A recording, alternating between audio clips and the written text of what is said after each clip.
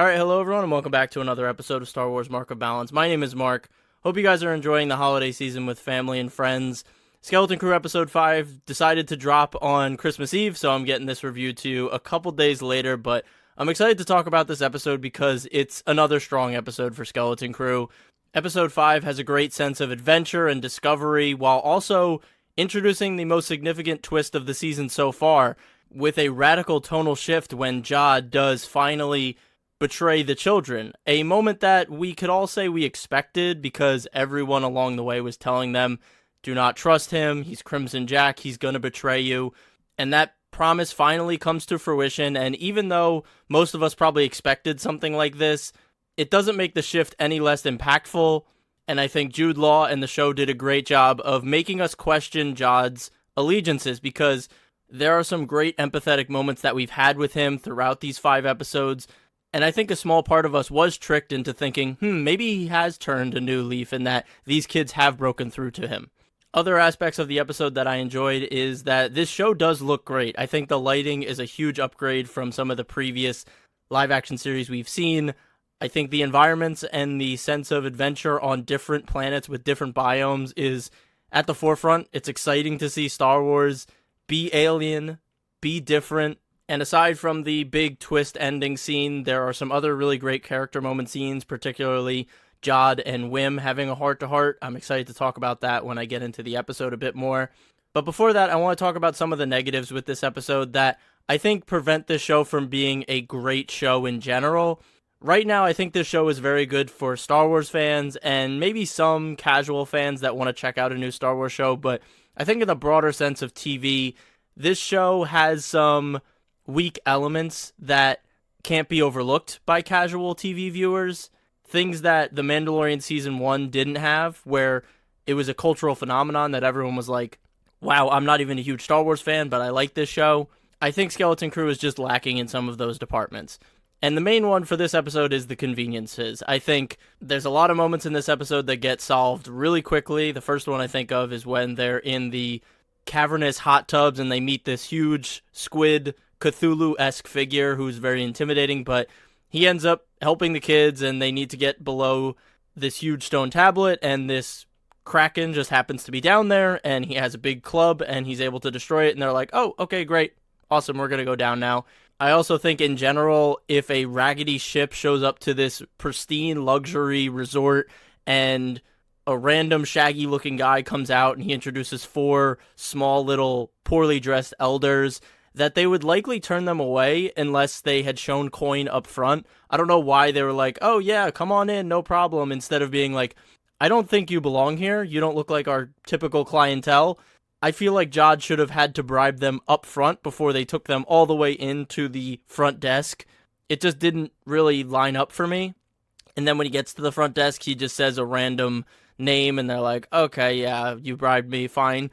But then later on, the guards see him and they say, you're not the doctor. And it's like, well, obviously.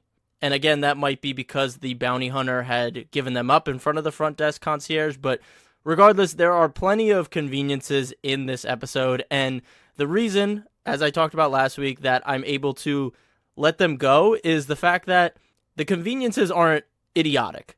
In Obi-Wan Kenobi, the series, they break out of Fortress Inquisitorius, the most secure facility in the galaxy under the Empire, other than the Death Star, with a trench coat and a poorly fitting uniform, and they just hide Leia under the trench coat, and they're able to get out with just 2 snow speeders coming in to destroy the landing pad, and they're able to get away.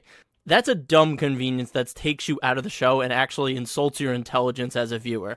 And there's plenty more examples I could talk about in The Acolyte and more in the Obi-Wan Kenobi series, but in Skeleton Crew, the conveniences are more fun and they're more acceptable because they don't take you out of the show and they don't insult your intelligence. And because this show relies so much on the nostalgia of 80s adventure movies following a group of kids, those movies themselves had very convenient plots. But we're able to overlook that because we're having so much fun on the ride and there's so many other strong aspects of the show that the convenience of the front desk or the squid monster in the basement, all of that can kind of be forgiven because everything else is strong and enjoyable to watch. That's something I can't say about a lot of the other live action Star Wars series that, aside from their very convenient plots, everything else around it was also weak. So those conveniences are exacerbated.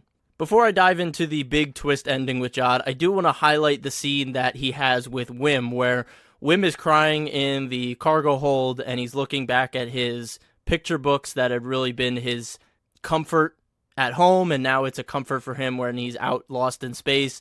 This scene does a lot of things well, not just with the characters, but also in a broader Star Wars galaxy sense, where Jod is talking to Wim about attachments and other platitudes about the Force and Jedi-like teachings. And it's interesting to see Skeleton Crew tackle something that we maybe didn't expect Skeleton Crew to tackle, and it brings a new perspective to the conversation about the Jedi Code and what the Jedi teach younglings. So, backing up a bit, Jod comes into the room, Wim is crying, he's like, oh, buck up, kiddo, and then he leaves, kind of coldly, and then Wim mentions that he doesn't have a mother, and that strikes a chord with Jod, signaling that Jod potentially lost his parents at a young age, or that Jod was a Jedi, or at least was a Padawan at one point, and he was taken away from his parents. And that's kind of what messed him up, that he had to grow up without his parents and only grew up in the throes of the Jedi Order and had a master, but the master didn't exactly replace his parents. So then Jod sits down and tells Wim, the only way to make it in this galaxy is to forget all your attachments. Don't have any, only look out for yourself. And again, this is a very twisted way to look at the Jedi teachings. It lacks the nuance of why the Jedi have that code of not having attachments. It's not to completely cut yourself off from people, because Jedi are compassionate by nature. They need connections. They need attachments. They just can't let the attachments rule all of their decision making. But we see through Jod how these teachings can be misconstrued, and that this particular lesson landed wrong with him. He took that to heart and said, oh, I need to be selfish. I need to look out for only myself in this galaxy. And there might be some steps along the way that forced him to come to that conclusion.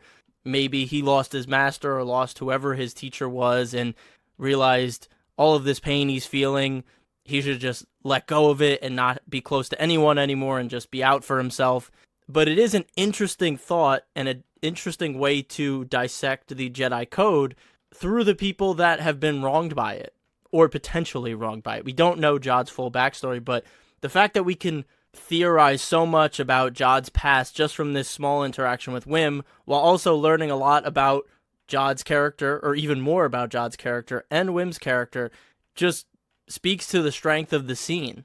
And I'm really excited to have that moment where I think Jod will open up to the kids, whether it's in their final showdown or something else that spurs it along, where Jod tells them his story, how he became Crimson Jack, how he was abandoned at some point, and how he got to this moment. I'm excited for that because Jude Law has clearly shown that he can bring a lot to those moments, and I think the kids have proven that they're all very capable actors, and they could also bring a lot of weight to that final interaction I think that they'll have. So I'm really excited for that. I do want to jump into the final scene where the big twist happens, where they find the treasure room of the previous captain of the Onyx Cinder, the ship that they found on Adden, and they find out that their planet is an Old Republic mint, and new credits are being minted all the time there, and it's essentially an infinite money glitch, and that's why it's so sought after by pirates or any powerful organization out there, because if they have access to these valuable old world currencies, they can do whatever they want, because as we've seen throughout this series, when people see those Old Republic credits, they say, oh my gosh, I want those now, because they're clearly more valuable than the New Republic credits, which when you get into the economics, a new government, less trustworthy, the strength of the dollar is much lower than maybe a more established old world government. And that's the economics of Star Wars for you. Now, this is a really interesting revelation, and there are a lot of aspects of the Star Wars galaxy around this time that could be affected by this, which is exciting. But I also just want to selfishly say that I hope there's more to it. I hope it's not just this planet creates credits, that's why it's the treasure, end of story. I would love there to be some mystical Star Wars-esque element to the treasure of this story, and maybe that's not the intention of the creators, and there's still 3 more episodes, so we don't really know where the story is going. But I do want a treasure hunting show set in the Star Wars galaxy to have some cool artifacts or some other treasure beyond just the very human, I guess is the best word to say, a very human treasure where it's just coins, credits, money. I think that aspect of Star Wars may be more touched upon by Jod's storyline with his Force sensitivity or his past with the Jedi. Maybe that's how they'll bridge the gap of having a very grounded piece of Star Wars and also a very mystical piece of Star Wars, but we'll have to wait and see. The reason why I really like this revelation is that it has the potential to bridge the gap between a lot of different pieces of the Star Wars galaxy at this point in the timeline. Because when you zoom out, this is after Return of the Jedi and during the Mandoverse timeline where the Imperial Remnant is still active. But the question still remains, how does the Imperial Remnant morph into the First Order? We've had canon books explore this topic, with Bloodlines being my favorite, where Leia is in the middle of the New Republic Senate and the power struggle between senators who miss the old ways of the Empire and other senators who want the New Republic to be more decentralized, to be more of a democracy. And we do see how those senators that miss the old ways of the Empire were able to influence the resurrection and the creation of the First Order. But what does every powerful regime need? Money. And a system of planets that are creating infinite amounts of money could be very useful to a fledgling First Order, especially if they're building a planet-sized Death Star like Starkiller Base.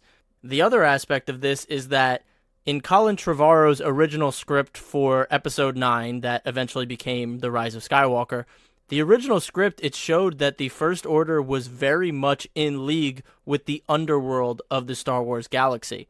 Of course, that didn't come to fruition, but that idea still holds true potentially, that the First Order gained power, gained wealth, gained influence by using the underworld and pirates like this to rise to power and to create the First Order as we know it.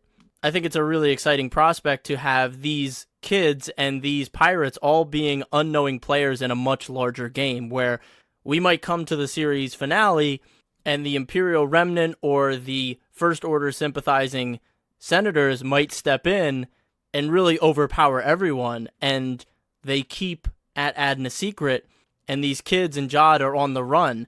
And it ties into the new Mando and Grogu movie, because we know Mando, Grogu, and Zeb are going to be fighting off the Imperial Remnant at this time, and that would really connect nicely to this if they find out that the First Order or the Imperial Remnant is collecting funds from these hidden planets to create the First Order, and that really leads into The Force Awakens or Thrawn coming back. It's all exciting, and I think it does make sense if they do go this route, because there have been talks that this show will connect to the Mandoverse in some way, and I think it makes more sense that the mint and the money aspect of the show is the connection between everything, and not the kids and Jod joining up with Mando and Grogu and Ahsoka and Sabine, and we have our Avengers-type Star Wars movie where it's all our main characters coming together. I think it makes more sense as just a loose connection or an adjacent connection to the broader scope of Star Wars.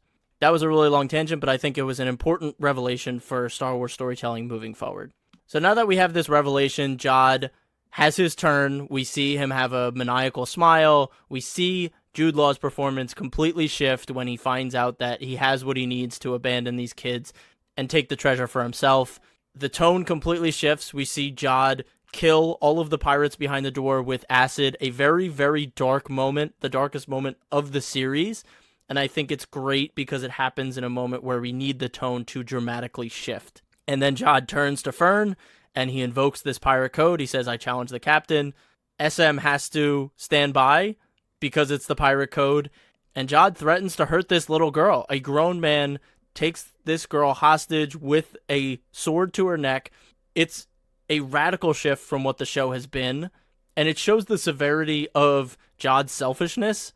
Again, there is a restraint to Jod, so we know there's something inside him that is preventing him from just being a cold-hearted person, because he could have just killed Fern if he really was that type of pirate. But he doesn't. He's like, yield, just say yield. And then we get this great comedic moment that has so many layers to its comedy that I need to break them all down. So Wim finds a lightsaber in the treasure room. He picks it up, and then we have this dramatic zoom in to him with this triumphant music playing. He turns it on, but the lightsaber's upside down, so it flies out of his hand, and he scurries over to the rest of the kids. This moment is so funny because it not only makes fun of Star Wars itself by saying all of those moments when a Jedi would pick up their lightsaber or use the Force to pull a lightsaber to them and they ignite it, and it's this big moment like when Rey gets the lightsaber first, or when Luke pulls it to him on Hoth in the cave. It completely just makes fun of those because it cuts all of that triumphant Star Wars energy in half right when he ignites it upside down. And me, as a longtime Star Wars fan, I kind of fell for it because I thought when he turned the corner, he was going to ignite the lightsaber. There was going to be some implication that he had finally connected with the Force, because that's what I've seen so many times before, but it flips it on its head in such a smart way.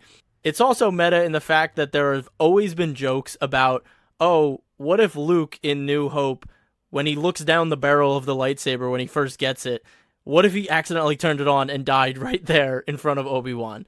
It's a meme I see all the time, and I feel like the writers were kind of nudging us like, hey, you know that meme. You know exactly what we're talking about. It's all so good. It's so self-aware, and it's in the right show. If this happened in any other of the Star Wars live-action Disney TV shows, it would have been really cringe. It would have been terrible. And I know because they've tried to do this type of humor before in other shows, and it just doesn't work because in the framework of the show, it makes no sense. It's out of place. But here, it makes perfect sense, and I love the meta nature of it.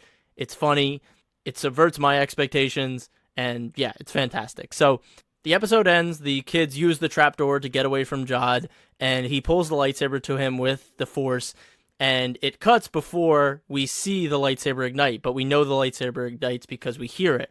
I'm curious if they did this cut so that we theorize, oh, is the lightsaber red when he turns it on? Does he bleed the lightsaber? Does he actually more closely aligned with the dark side? I think that's what they wanted us to do for this week between episodes, but realistically, the lightsaber shouldn't be red because you can't bleed a lightsaber that quickly. Of course, the Acolyte tried to do it, and while it looked cool, that's not how it works because Anakin in Revenge of the Sith fights Obi-Wan with a blue lightsaber the whole time after he murdered a room full of children and caused the genocide of the Jedi. Like, if anyone was gonna turn a lightsaber red, it would have been Anakin. So it wouldn't make sense for Jod's lightsaber to be red here, but, you know, the Acolyte tried to do that, but it also tried to do a lot of things that it failed at. So next week, we'll have the kids on the run, and Jod will be heading towards Ad-Adden. I am curious if Jod will contact the pirates that have been chasing him to say, hey boys, I know I messed up last time in our first mission, but if you leave me alone, I'll give you a piece of the pot from Ad-Adden, and maybe Jod will join up with his old crew. We know that Kerry Condon and Wim's father, Wendell, will be trying to find the kids. We see that they are very much looking for ways to track their kids because they don't believe in the system that they're in currently. I want Kerry Condon and the parents to be a more part of this story. I hope that in 3 episodes they can do a good job of kind of establishing what they've been going through without their kids and how important they are to finding their kids. My prediction for Kerry Condon seems to be wrong because I thought she would be a unknowing cog in the machine or very much supportive of the machine, but in this episode we see she turns off the droid and tells it to forget its interaction with Wendell's father, so she might be not as gung-ho as I thought she was, but I still hope there's more to her character because through 5 episodes we've gotten maybe 5 minutes of screen time with a Oscar-nominated actor, and that's unfortunate, so I want more from her. Excited to see that. And yeah, that's all I've got for this episode. I hope you guys have enjoyed this episode. Let me know your thoughts on Skeleton Crew. Follow me on Instagram at @star_wars_Mark of Balance. Would love to talk Star Wars there. Please leave a rating on whatever streaming service you're listening to this on. Would really appreciate it. And as always, stay safe, stay healthy, and may the Force be with you. Peace.